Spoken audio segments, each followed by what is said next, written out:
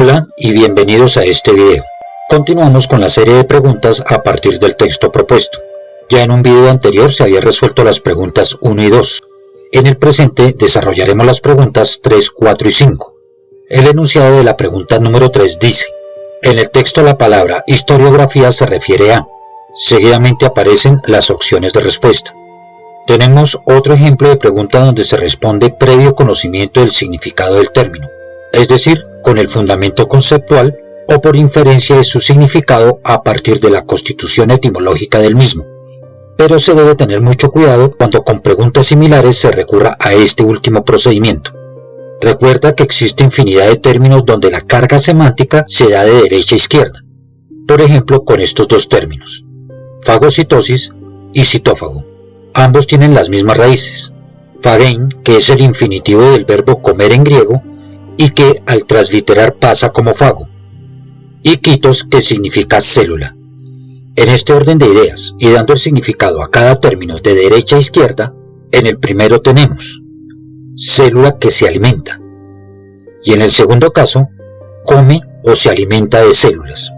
Esto se está estructurando para tratarse en fundamentos de lectura crítica.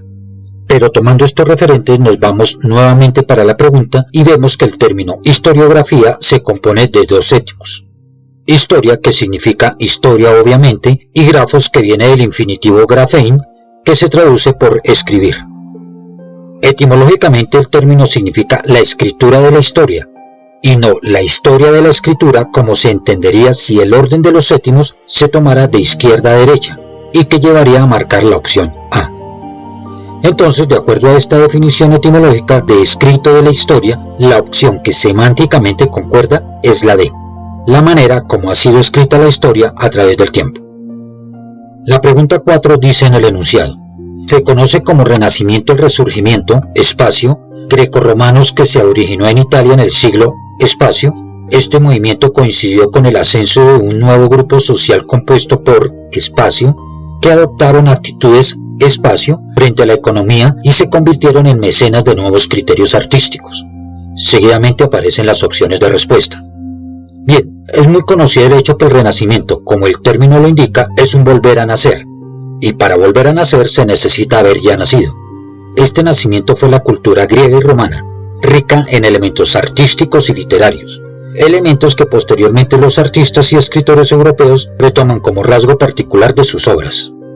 No se conoce este periodo por mayores aportes de ciencia desde el periodo clásico, como se considera en la opción A, o en tecnología como simultáneamente se indica en A y D. Además, no solo fue pintura como se señala en C, sino incluyó todo el arte.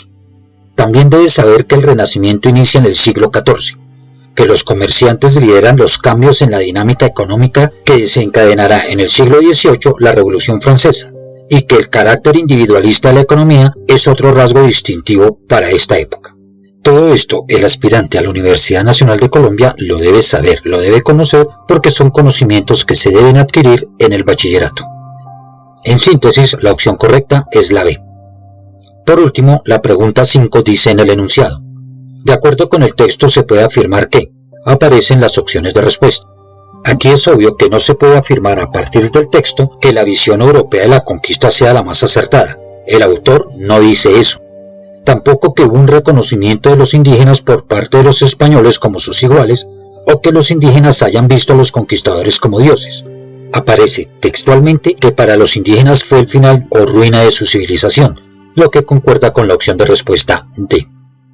Esperamos que la forma como se llegó a la respuesta de estas preguntas haya quedado entendida. Déjanos tus comentarios y si deseas conocer más sobre nuestros servicios, comunícate al email informacion@forprunonline.gam. De igual forma, síguenos por redes sociales donde encontrarás datos y claves útiles para el examen. Suscríbete al canal para que se te notifiquen nuevos tips y contenidos. Nos vemos en una próxima ocasión.